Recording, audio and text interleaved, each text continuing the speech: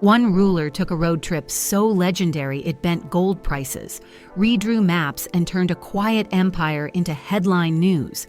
But who was he before the bling? Meet Mansa Musa.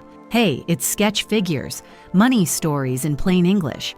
Today, who Mansa Musa really was, how he became king, how Mali made money, and what actually happened on that famous Hajj. Stick around for a one-move takeaway you can use. If that sounds good, tap subscribe. Bonus insight at the end. Early 1300s West Africa. The Mali Empire, ruled by the Keita dynasty, sits along the Niger River and the Sahara's edge. Islam is established among rulers. Trade routes are humming. Mansa Musa, also called Kankan Musa, rules roughly 1312 to 1337.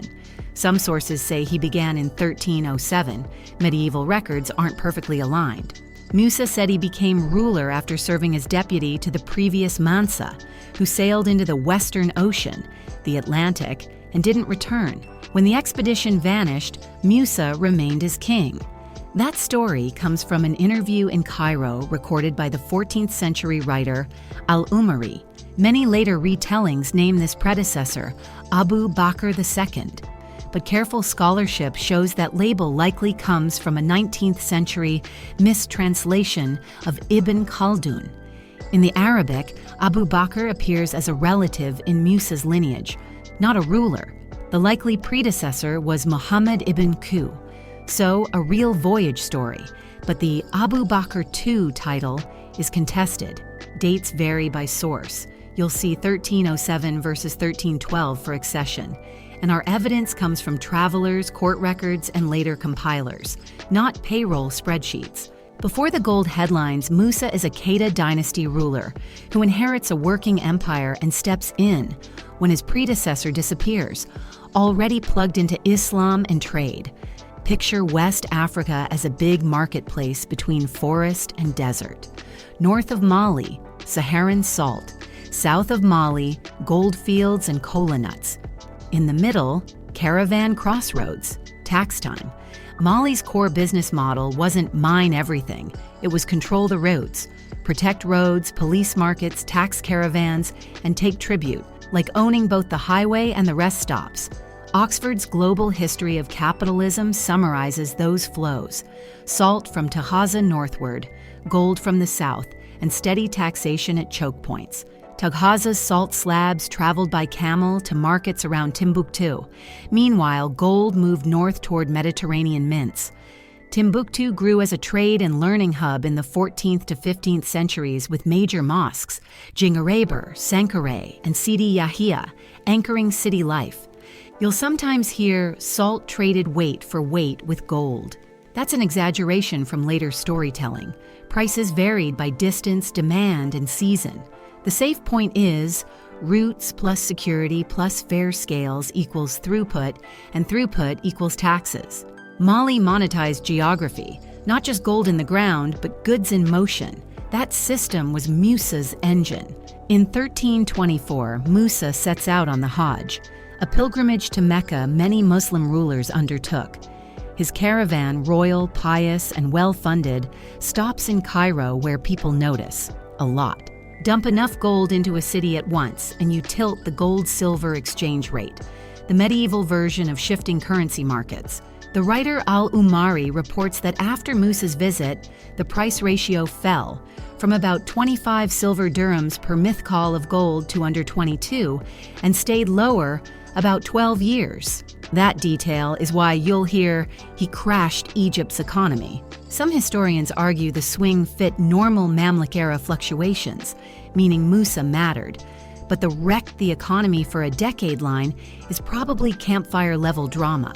The Hajj broadcasted Mali's wealth and nudged prices, signal and splash. But the simple total crash story is too neat. Enjoying this? Tap like and subscribe. Helps more folks find sketch figures. Decades after the Hajj, a top-tier European map, the Catalan Atlas, 1375, shows Musa enthroned, holding a gold nugget. That's medieval PR, an image traveling farther than any caravan. Musa turns attention into institutions. Back home, Mali sponsors construction and learning. He's linked with the initial building of Jingareber Mosque at Timbuktu, a symbol of faith and scholarship that would be maintained and rebuilt across centuries.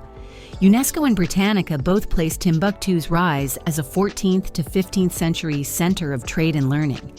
The city's trio, Jingareber, Sankore, Sidi Yahia, anchors study circles, legal scholarship, and manuscript culture. That academic gravity pulled merchants and scribes, greasing commerce with trust and shared language. You'll see the name Al-Sahili, an Andalusian poet, credited as Mali's master architect. Modern museum scholarship says careful. West African styles were strong long before.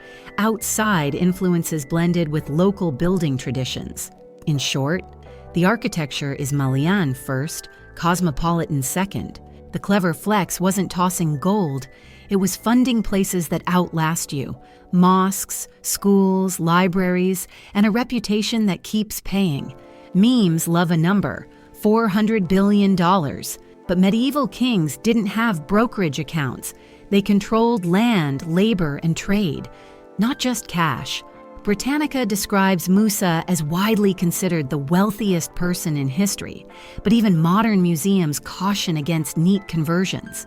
Converting a 14th century empire's resources into today's dollars is like translating a full orchestra into one kazoo note.